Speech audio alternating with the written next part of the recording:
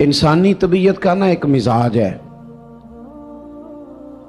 کہ آپ کے کپڑوں پر کوئی داغ لگ جائے نا تو آپ پریشان ہو جاتے ہیں. کسی بندے کے گلے کا کوئی ایک بٹن ٹوٹ جائے نا تو کوئی اور بندہ اسے نوٹ کرے نہ کرے، وہ بندہ خود بڑا پریشان رہتا ہے کہ میرے گلے کا بٹن ٹوٹا ہوا ہے. یہ بات بوجھ بن جاتی ہے.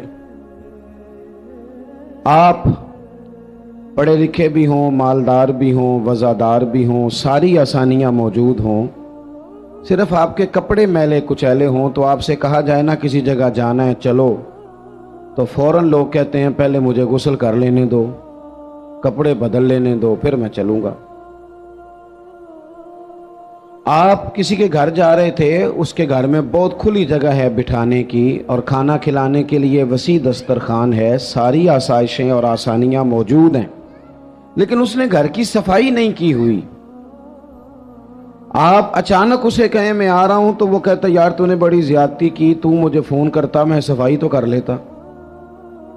انسان کی طبیعت کا یہ تقاضا ہے کہ وہ صفائی کو، ستھرائی کو پسند کرتا ہے. کوئی ایک آدھ بوجھ رہ جائے اسے دشواری ہوتی ہے، دقت محسوس. اس کی آواز اگر کھل سکتی ہے تو کھولیں ذرا تھوڑی سی. اسے دشواری ہوتی ہے. اور جب انسان 2-3 دنوں کا تھکا ہوا، میں اب صبح نکلا تھا، دوپہر میں چنوٹ گیا تھا، اسی طرح ہزاروں لوگ الحمدللہ تشریف لے آئے، ان سے بات کر کے کوئی ذریعہ بنا خیر جمع کرنے کا. اب آپ کی زیارت ہو رہی ہے، کل اللہ موقع بنائے گا تو قصور جائیں گے انشاءاللہ. تو آپ سفر کرتے ہیں، آپ آتے جاتے ہیں، آپ لوگوں سے ملتے ہیں، تو آپ اگر آپ محسوس کریں نا کہ یار یہ نا میں نے بال نہیں صحیح، میرے بکھرے ہوئے ہیں، ٹوٹے ہوئے ہیں، تو محسوس کرتے ہیں یار کوئی دیکھے گا تو کیا کہے گا. 2 جوڑے بھی بعض لوگوں کو دن میں تبدیل کرنے پڑتے ہیں. وہ آسودگی حاصل ہوتی ہے، اس سے تسلی محسوس کرتا ہے آدمی. آپ 2-3 دنوں کے تھکے ماندے جب جا کے غسل کرتے ہیں نا گھر میں تو اتنی کوئی وزن نہیں ہوتا مٹی کا یا کپڑوں کا، لیکن آپ غسل کر لیتے ہیں تو اپنے آپ کو ہلکا پھلکا محسوس کرتے ہیں. انسان کی طبیعت کا تقاضا ہے کہ تھوڑے سے بھی اگر میل کچیل اس کے ظاہری جسم پہ لگ جائے تو وہ تکلیف محسوس کرتا ہے. بس سمجھ لیں اس بات کو کہ اگر ظاہر پر 1-2 دھبا ہو تو بندہ بے چین رہتا ہے، تو اگر دھبے باطن پہ ہوں تو اگر دل پہ دھبے لگ جائیں نا، لالچ کا، ہرس کا، ہوس کا، حسد کا، عداوت کا، بغض کا، لوگ کہتے ہیں پتہ نہیں کیا بات ہے میں بور ہو رہا ہوں، پتہ نہیں کیا بات ہے مجھے کیا ٹینشن ہے، پتہ نہیں سارا کچھ ہے. تو میں کہتا ہوں سارا کچھ ہے پر ایک ٹینشن بھی ہے آپ کو کہ مجھے دیکھ کوئی نہیں رہا، ایک مسئلہ بھی ہے کہ میری ذرا شہرت ہو جائے، ایک پریشانی بھی ہے کہ میری بھی ذرا کبھی کوئی فوٹو آنے لگ جائے. تو اس نے بے چین کر دیا، بے قرار کر دیا. آپ کے پاس سارا کچھ ہے لیکن وہ جو بھائی تھوڑا سا 4 پیسوں میں آگے نکل گیا وہ برداشت نہیں ہو پا رہا، اس نے اندر جوار بھاٹا برپا کر دیا ہے باطن میں.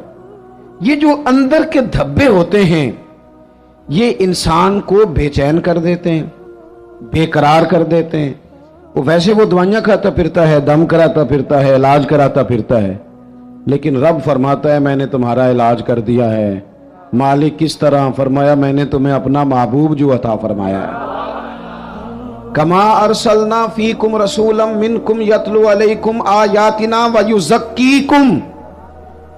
فرمایا میں نے تمہیں میں سے تمہیں رسول دیے ہیں، وہ تم پر میری آیتیں پڑھیں گے اور تمہیں پاک فرما دیں گے. جب تزکیہ ہو جائے گا نا، اندر کی صفائی ہو جائے گی، پاکیزگی ہو جائے گی، تو پھر کوئی مکان نہیں حضرت بلال حبشی کے لیے رہنے کے لیے، کوئی مکان نہیں، مسجد میں سوتے ہیں. پھر کوئی مکان نہیں ان کے پاس، کوئی ان کے پاس جائیداد نہیں، کوئی مال نہیں، سادہ کپڑے پہنتے ہیں، کوئی ظاہری عہدہ نہیں. لیکن حال یہ ہے کہ محبوب فرماتے ہیں معراج سے واپس آ کر بلال کیا عمل کرتے ہو؟ یا رسول اللہ کیا ہوا؟ فرمایا میں معراج پہ گیا تھا، میں نے تو تمہارے چلنے کی آواز جنت میں بھی سنی ہے. جب آپ اندر سے مطمئن ہو جاتے ہیں. 2-3 باتیں آپ کی خدمت میں عرض کرنی ہے. طبیعت جب تک بے لوث نہیں نہ ہوتی، جب تک اخلاص نہیں آتا تب تک اطمینان نہیں ہوتا. یہ جو لالچ ہوتا ہے نا، ہرس ہوس طمع، یہ اتنی بڑی گھٹن ہے کہ آپ، اور یہ اتنا بڑا لالچ کا، ہرس اور ہوس کا پیٹ اتنا بڑا ہوتا ہے کہ اس میں سارے خزانے بھی ڈال دیے جائیں تو یہ پیٹ بھرتا نہیں. جب آپ لالچ کے رشتے دنیا میں قائم کر لیتے ہیں، جب آپ کچھ لوگ کچھ دو کی پالیسی کی بنیاد پر جینا چاہتے ہیں، تو پھر زندگی ایک مشین کی طرح گزرتی ہے. پھر انسان انسانوں سے نہیں ملتے، جیبوں سے ملتے ہیں. پھر آج جو حال ہم ارد گرد دیکھ رہے ہیں کہ ایوان اقتدار سے لے کر بچی اور بچے کا رشتہ طے کرنے تک ہر چیز سے پہلے دولت دیکھی جاتی ہے، ہر چیز سے پہلے سرمایہ دیکھا جاتا ہے. کسی جگہ بھی آپ کو بڑا ہونے کے لیے، عزت کرانے کے لیے پہلے یہ بتانا پڑتا ہے کہ میری جیب میں مال کتنا ہے. نبی پاک صلی اللہ تعالی علیہ وسلم نے ہمارا تزکیہ یہ کیا ہے کہ حضور نے ہمیں بے لوث، اخلاص والی، درد والی اور مروت والی زندگی گزارنے کا کہا. حضور علیہ السلام کی مکمل سیرت کو آپ پڑھیں گے نا میرے عزیزوں، تو یک طرفہ نیکی کا کہا حضور نے. یک طرفہ نیکیاں تجارت نہیں ہوتی کہ سامنے والا بھی کرے گا تو میں بھی کروں گا. حضور نے فرمایا نیکی یک طرفہ کرنی ہے. اپنی سیرت میں فرمایا، اپنے عمل سے فرمایا. نیکی یک طرفہ کیا معنی ہے؟ کوئی کرے نہ کرے، ہم مدینے والے کے ماننے والے ہیں، ہم نے نیکی کر کے چھوڑنی ہے. اخلاص جب آ جاتا ہے نا، للہیت جب آ جاتی، کوئی 24 گھنٹوں میں 2 کام تو بندہ صرف اللہ کی رضا کے لیے کرے. 2 کام تو اللہ کی رضا کے لیے کرے. ایک تو اللہ کی ہر کام میں دکھاوا ہے، ہر کام میں تسن. بڑا بڑا مذہبی، یہ مذہبی سٹیج ہوتا ہے نا ہمارا، یہ مذہبی سٹیج ہے. یہ ہونا چاہیے نا بڑا اخلاص والا، بڑا درد والا. لیکن اگر کوئی سماجی آدمی، سیاسی آدمی رہ جائے سٹیج پہ بیٹھنے سے، تو ہو سکتا ہے سویرے لڑائی شروع ہو جائے. فلاں نہیں آیا. کوئی پیر صاحب اگر رہ جائیں، پیچھے رہ جائیں، تو اگلے دن ہو سکتا ہے وہ کہیں کہ آئندہ آپ کی محفل کا بائیکاٹ کرنا ہے. آپ نے تو، میں تو صدارت کے قابل تھا اور مجھے نیچے بٹھا دیا. او بھائی کوئی تو ایسی جگہ ہو نا، کوئی تو ایسا مقام ہو جہاں یہ ساری چیزیں نکل جائیں. خالص اللہ کی رضا کے لیے انسان کام کرے. خالص. میرے رسول پاک صلی اللہ تعالی علیہ وسلم نے سامنے والے کا انداز دیکھ کر اس کے ساتھ نیکی نہیں فرمائی، بلکہ کریم کا تو ایک منفرد طریقہ ہے پیار کرنے کا. ارسلت الی الخلق، فرمایا میں مخلوق کا رسول ہوں، مخلوق کا. حضور کا تو دل غیروں کے لیے بھی بڑا دھڑکتا تھا، نہ ماننے والوں کے لیے بھی بڑا دھڑکتا تھا. بدر میں جو لوگ آئے تھے وہ کوئی پھول کی پتیاں لے کے تو نہیں نہ آئے تھے. بدر میں جو لوگ آئے تھے وہ گھی شکر لے کے تو نہیں نہ آئے تھے، وہ تو تلواریں لے کے باقاعدہ لڑنے کو آئے تھے. وہ سارا کچھ کرنا چاہتے تھے جو عرب کے لوگ اپنے دشمن سے کیا کرتے تھے. معاذ اللہ، وہ پہلے قتل کر دیتے، پھر ناک کاٹ ڈالتے، پھر کان کاٹ ڈالتے، پھر وہ ٹکڑے کر دیتے. وہ سارا کچھ کرنے آئے تھے. اللہ نے مسلمانوں کی مدد کی. 313 1000 کے مقابلے میں لڑے، پر جب رب مدد کرے تو پھر کامیابیاں آیا کرتی ہیں. نتیجہ کیا نکلا؟ صرف 14 مسلمان شہید ہوئے. 70 کفار کو قیدی بنا کے لایا گیا. میں نے کہا یہ پھول پتیوں والے لوگ نہیں تھے، گھی شکر والے نہیں تھے، تحفوں کے تبادلے والے نہیں تھے. یہ پتھر مارنے والے تھے، کانٹے بچھانے والے تھے، تکلیف دینے والے تھے. چوکوں میں، چوراہوں میں، گلیوں میں، کمروں میں بیٹھ کر اسلام کے خلاف منصوبہ بندی کرنے والے تھے. نبی پاک علیہ السلام کو کیسے معاذ اللہ تکلیف پہنچائی جائے اس کے لیے یہ پلان کرنے والے تھے. لیکن حضرت انس بن مالک فرماتے ہیں میں جب بدر کے وہ قیدی آئے تو ظاہر ہے ہمیں غصہ تھا، انہوں نے بڑا ستایا تھا، ہم نے ذرا رسیاں زور سے باندھی ان کی. میں آپ سے عرض کروں، نہیں درد رہا ہمارے دل میں. زیادہ سے زیادہ اپنے بچوں کے لیے دل دھڑکتا ہے. تھوڑا سا اور کبھی دوسرا نمبر آئے تو بہن بھائیوں کا، ورنہ وہ ریڑھی والا میرا کیا لگتا ہے. ورنہ یہ تو اس طرح لگتا ہے کہ جیسے یہ انسانوں کے جتھوں کو ہم نے جانوروں کا جتھا سمجھنا شروع کر دیا. جب لیڈروں کی گاڑیوں کے پیچھے لوگوں کے بچے دھوپ میں بھاگتے ہیں تو وہ اندر ہو کے خوش ہوتے ہیں، وہ ہاتھ ہلاتے ہیں. آپ کیا دیکھ رہے ہیں؟ یہاں کو تماشے لگے ہوئے ہیں. ये बेहंगम अंदाज आपका।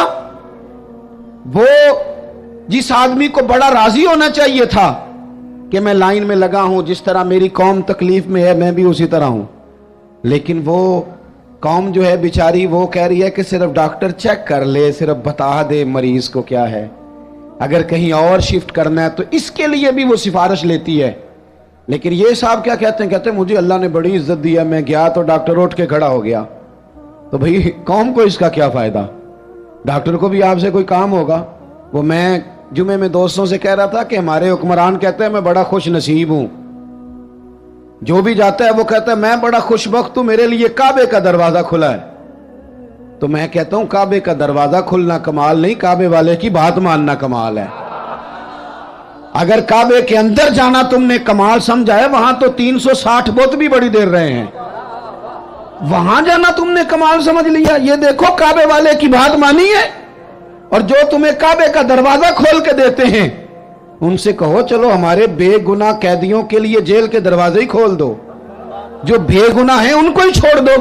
लेकिन हमने बात ठीक है। और पीर साहब भी कहते हैं मैं जनाब गया तो बैंक वाला उठ के खड़ा हो गया। भाई ये क्या बात हुई, आपको आप भी नहीं लाइन में लगना पसंद करते, आपको भी नहीं इस बात का ख्याल आया कि कितना लोग धूप में जल रहे हैं और मैं आया हूं और मैं निकल गया हूं। खुदा के बंदो, जब तक बेलौस दर्द नहीं होता तब तक समझ लो सीनों में दिल नहीं है, पत्थर हैं, फकत अपने लिए धड़कते हैं, फकत अपने बच्चों के लिए। खुदा मुझे ऐसी खुदाई ना दे कि अपने सिवा कुछ दिखाई ना दे।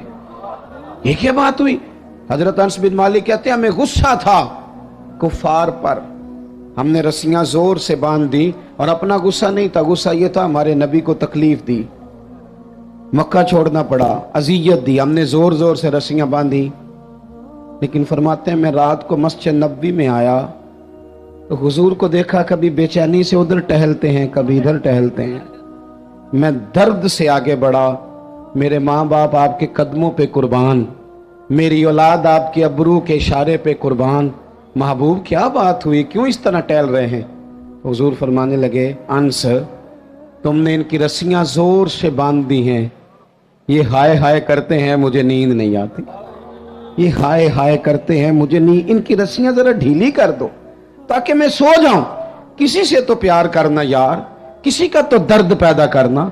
ये नहीं हो सकता कि तू नाजायज कमाई कमा के लाए, तू किसी के बच्चों का निवाला छीन के लाए और फिर तेरा बच्चा डॉक्टर बन जाए, ये कैसे हो सकता है। तू नाजायज पैसे इकट्ठे करके लाए और तेरा बच्चा इंजीनियर बन जाए, ये कैसे हो सकता है। फिर ये कैसे हो सकता है कि तू किसी का घर उजाड़ के अपना गुलशन आबाद करना चाहिए, कैसे होगा। आप अगर चाहते हैं कि हमारे घरों में रोशनी आए तो फिर किसी और के आंगन में दिया जलाना शुरू करें।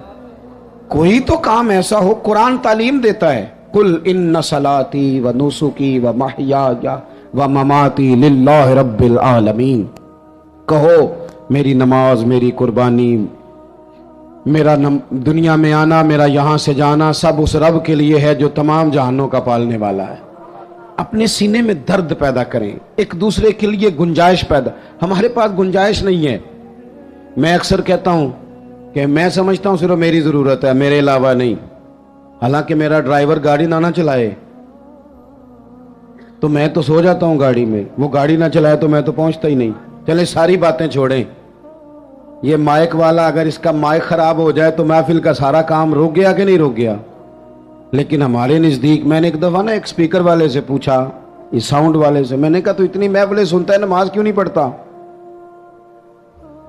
वो मैनू कहता है जेड़ा मौलवी आंदा है साढ़े नाल ते लड़ के टुर जाता है। हम तो पूरी महफिल में ना ऐसे कांप रहे होते हैं कि किसी को आवाज ऊंची चाहिए, किसी को नीची चाहिए, को कहता खोल दे, को कहता बंद कर दे।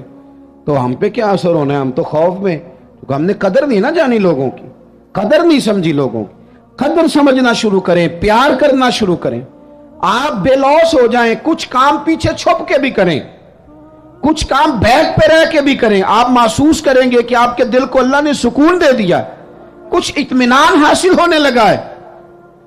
100 घर था मदीना शरीफ में, थोड़ी सी आबादी होती थी, 100 घर था। इमाम अबू नुआइम लिखते हैं 100 घर था, जहां 2 वक्त रोटी भी पहुंचती थी, बच्चों के कपड़े भी आते थे, कोई बीमार होता तो दवा का खर्चा भी आता था। वीडियो देखने का शुक्रिया।